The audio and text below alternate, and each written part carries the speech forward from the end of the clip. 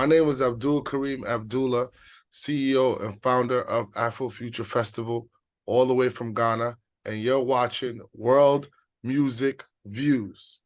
Welcome to World Music Views. Appreciate you. A thought just came to me that Africa is the future of music.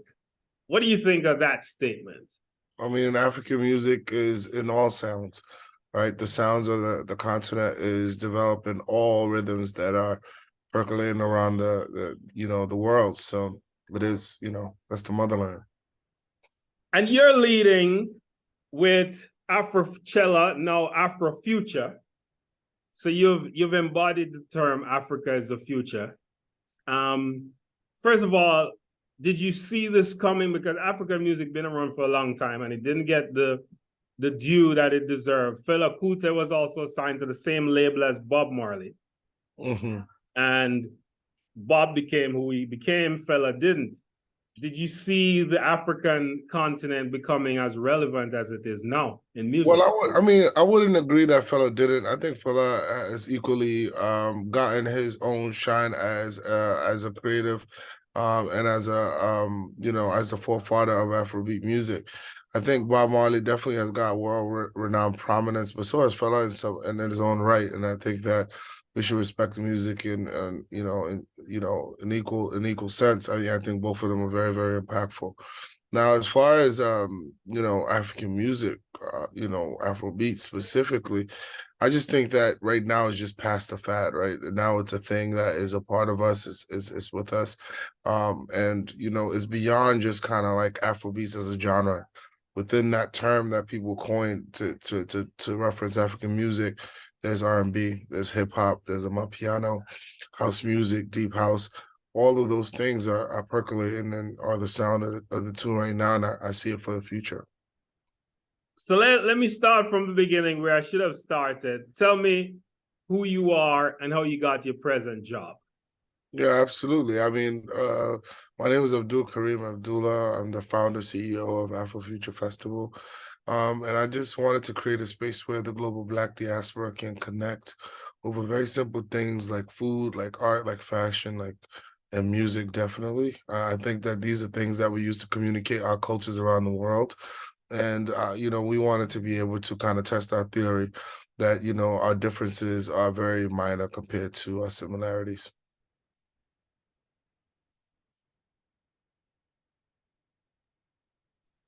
Afrochella originally got its name from Coachella, right? No. Where did that name come from? Well, we wanted to be able to kind of speak to sounds of Africa. Chella is a term that means sounds of. It's a Latin word, and we wanted to be able to communicate African sounds. And that's why we chose Afrochella at the time. But I think that the work that we've done over the past 7 years has allowed us to really kind of fully understand what we are trying to do, and that's be a bridge between the global Black diaspora. So it definitely had nothing to do with Coachella. No, it didn't. So why did Coachella give you guys a cease and desist, or why did that happen? I mean, honestly, you can ask them. I don't know, and I don't. That was their perspective. I don't agree with it, but we move on past it. All right. So the Afrobeats has a singles chart on the Billboard chart through Afro Nation, right? One, did you have anything to do with that also? And do you also work with Afro Nation as a group? No, we are independent companies. I mean, I think they're doing an amazing job selling African music as well on the world stage. For us, our focus is on the continent specifically and getting people to come back to the continent and really change the narrative of retelling, the African story. We're not just a concert. We're more than that. We're a cultural festival. So a lot of our work is really based on getting people to kind of have a different perspective of what the continent is, very different from a concert. I know you're from Ghana. Yeah. Do you have a vested interest in Ghanaian artists like Stonebwoy or the others becoming big or bigger? Is there a competition going on between Ghana and Nigeria that those of us who are not from there don't know about? No, I wouldn't say it's a competition. Well, maybe a healthy competition, if you may. It's really just kind of motivating each other. You know what I mean? Despite the banter that people may see online or see between artists, I think there's a love for just wanting to be able to push the continent forward and be the best at doing that. And that's what you see is that healthy motivational banter between countries. But yeah, I think that I do have a vested interest in seeing all talent grow. You know what I mean? Burna Boy, you know, I was here when he did a 2000 show. I was there when he did the Madison Square Garden. So we've seen all of our artists grow before the world was paying attention to them. We already knew that they were superstars. There is definitely a lot of chatter about Afrobeats replacing reggae dancehall because, as you know, prior to now, dancehall with Sean Paul, Shaggy, and Beanie Bounty, they were like the big acts in the US. But now it's Wiz, it's Burna. They're selling tens of millions of records, which has not happened outside of the American Black community in a while. Is Afrobeats replacing dancehall? No, I don't believe so. And I think that, you know, it's sad that people kind of reference music and creativity like that. You know what I mean? I think that dancehall is what it is, and it's still doing amazing work. There are a lot of amazing dancehall artists that are doing their thing. You know, Spice, Shensia, Rhino, Black Rhino, Popcorn, all putting out amazing dancehall music right now. And I think that we just need to focus on more so appreciating each other than looking at it as a competition or a replacement. I think when we reframe how we think about it, then it will allow us to go further together than opposed to pitting each other against each other. You know what I mean? I think that's the majority of the work that we're trying to do with the festival is just kind of like never allow these narratives to dictate what our culture is. Dancehall music is my culture. I grew up listening to that. I grew up dancing to that. I grew up going to bashment parties. I grew up going to soca parties. That is all a motivation to me. And I think that once we start thinking about it as competition, as a placement, as one against each other, we will start to appreciate our cultures together even more. Would you ever bring Afrofuture to Kingston, Jamaica? I would love to. I mean, Jamaica is one of my favorite places I ever visited. And anybody that's Jamaican, when they visit Ghana, it would remind them exactly of Jamaica. And anybody that has visited Jamaica, I can tell you they see Ghana as home, based on my experience. And I want us as Black people, whether you're in Jamaica, Antigua, St. Croix, St. Vincent, any of these countries, and you think about Africa, you feel that there's something that you can reach and touch. There's really not that much difference between us in the way we eat, the type of food that we eat, and the way we dance, our cultures, our mannerisms, our values. All of those things are very similar. We just don't know about each other that well. You know what I mean? And the festival is allowing us to do that. I ask all my guests this in recent times because it is a problem. Afro beats, Afrofusion, those genres are selling millions of units, as we said. What do you think is reggae's selling problem? I would say I don't necessarily know that it has a selling problem. I think maybe right now what Afro Beats is doing is all of these talents are showing that they're not just an artist in a box, as in they are not just an Afro Beats artist. I'm a R&B singer who happens to be of African descent. And I think that once we start making world music, if that's what the artist chooses to do, right? Maybe some people their job is not to sell all over the world. Maybe they just want to make music for the people that they make music for. And some people want to make music for the world. There are Afrobeats artists like Flavor that are doing amazing numbers in Nigeria. He doesn't necessarily his music in Igbo is not necessarily appealing to the world. Right now, the ones that are appealing to the world are those Anglophone Afrofusion R&B type records. They're doing pretty well. And I think that we need to be satisfied with how we grow. Bad Bunny has not had to change anything. And he's selling the most around the world. You know what I mean? And I think that, as we continue to push the music, get more listeners, maybe Caribbean artists need to come to the continent, go travel, tour more, build more artists. I think that's some of the work that Afrobeats artists are doing in numbers, and the promoters. And I think that we need to probably see more promoters, get more of the acts. I've never seen Popcorn perform in the US. Let's try and figure out how we can get them out here. Let's try and get more artists to fill those gaps. When I was growing up, there was Movado, there was Vibes Cartel, there was all of these artists that you couldn't go anywhere without hearing them on a weekend. And I think that energy is what's missing from the space. And I think once that's back, we'll see that, right now is our time. We're consuming our own music. Black people are consuming our own music. So I don't see it as an issue.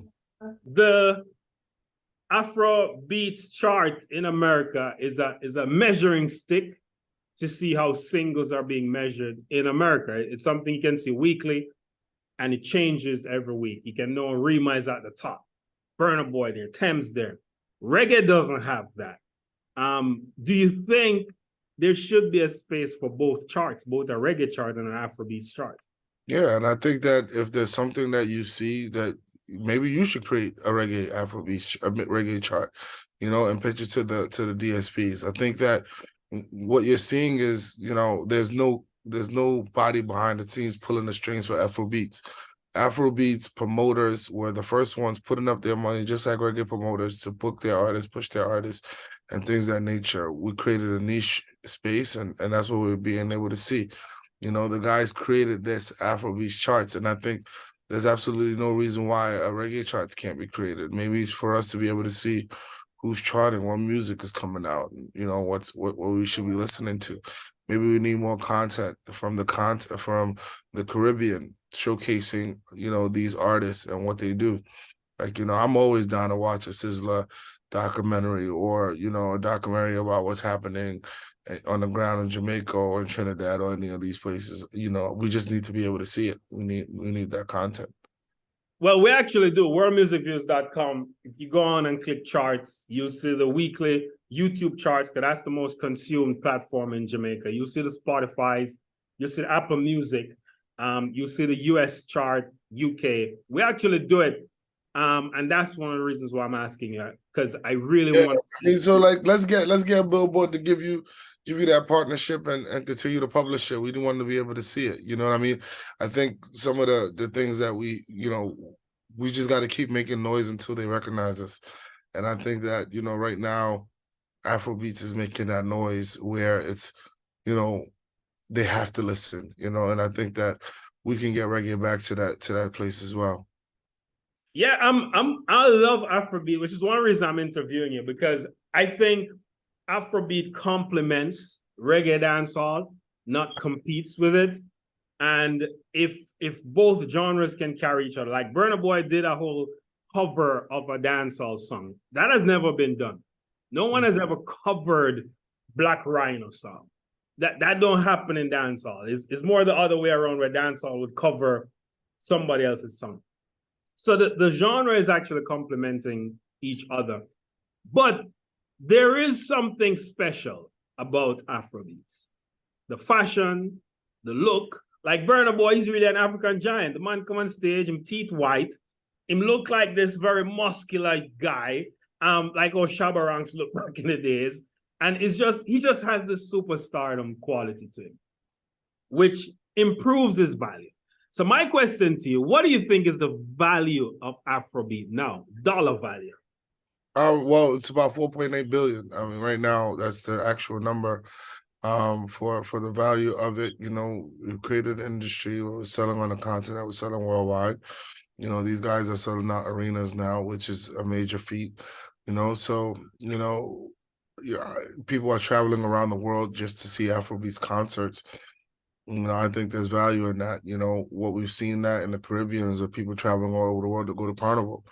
And I think that, cohesively, we just need to kind of figure out a way to draw out those values. Our music is valuable, and we just need to know how to use it better. Who are your top 5 artists, your all-time favorites? Doesn't have to be any one genre. Well, Jay-Z's at number 1. That's my favorite artist of all time, in person. I would say, Vibes Cartel's definitely at the top of my list.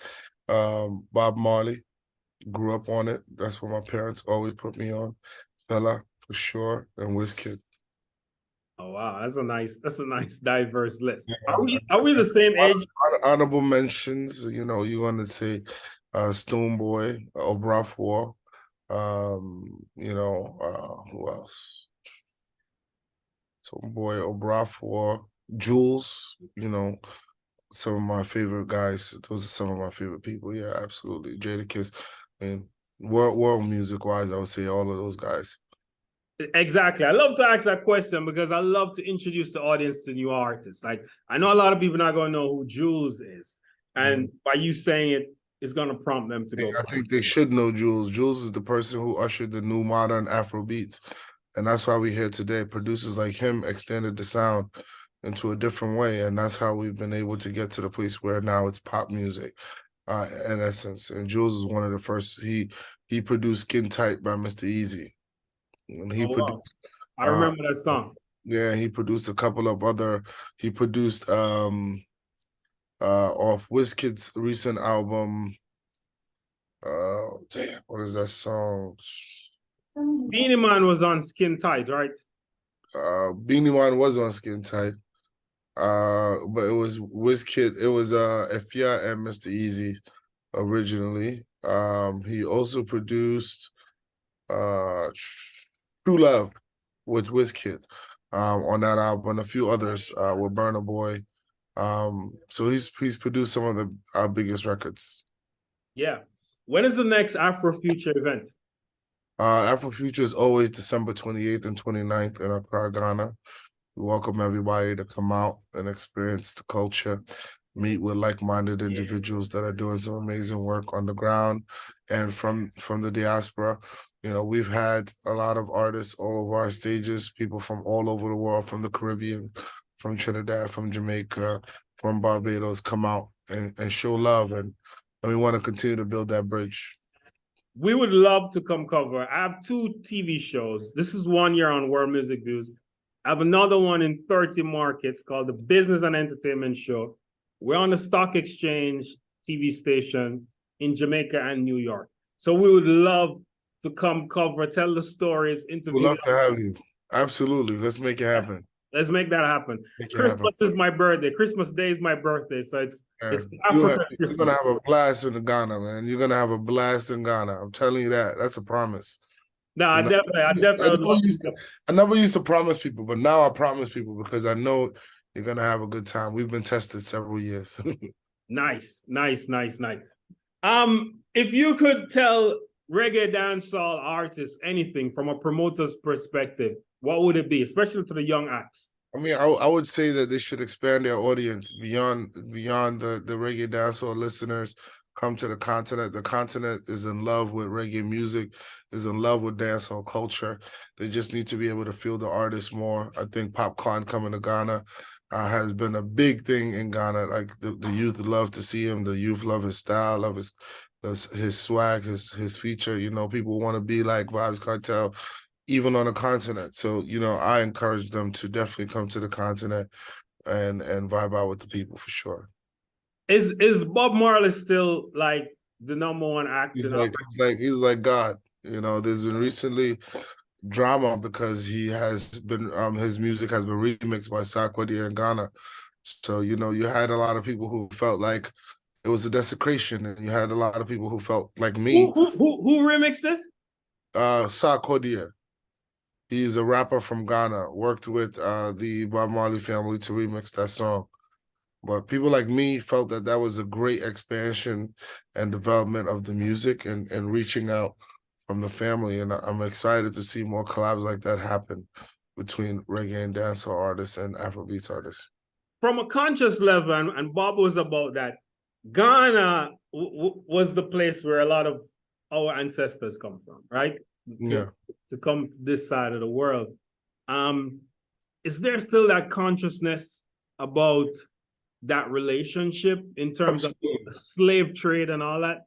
Absolutely. There are Rastas actually living life in Ghana, right? There are people who live life as Rastas in Ghana, and that's because of that influence. We have several Jamaican restaurants that sell jerk chicken. All of this influence from the Caribbean all the way, from people who have never been there is still happening in Ghana. So our job is to continue to connect those cultures. And a lot of our audience that come to Ghana for the festival are Jamaicans. And the reason why they keep coming back is because it reminds them of home in Jamaica. So I look forward to seeing more Jamaicans and more people from the Caribbean come through to the continent and experience it. We want to dispel and demystify all of these different, um, you know, I guess narratives that have been put in place for us. Do you think the Grammys are important to music's development? Yeah, like all things, it's definitely important it exists as a structure. I mean, I think we should definitely find ways for it to be more equitable to us, and we should probably put more reverence in our own awards and develop awards that celebrate us. Now that you have a charts and the Afrobeats charts have a chart, maybe we can create our own that celebrates our own, that is, that can be equally as valuable to us as the Grammys. I think right now, we're searching for acceptance, and we don't need to search for that because we are who we are, and we're the ones that the world is mimicking. Who are your other business partners in Afrofuture? I have a bunch of partners on the ground. My partner Kenny is the COO, co-founder of the festival. We have an amazing team. We have BB&Z Live, which is another creative studios. A lot of artists have come out of there, creators from that continent, from that space. My brother Vernell Champon, he works on all of our art installations and development. There's so many to name. Edward Asafo J was a partner who developed, all of our artwork, things of that nature. So we're working on all of these. We have partners all over the world as well. In Cote d'Ivoire, we have La Sunday. In Americas, we have PVO, Amplify Africa. There are a bunch of people that we work with across the diaspora. Wow. Thank you so much, Abdul. Thank you so much for having me. This is World Music Views. I love your insight. I love your perspective. You're doing exactly what the music is about, which is the business. And you're doing it big, my brother. Thank you so much. I reached out to you because I saw you do another interview. And I was like, yo, this guy aligns right with what World Music Views with. Thank you so much. I'm happy to talk to you. Appreciate you, man. Thank you so much. Pleasure was mine.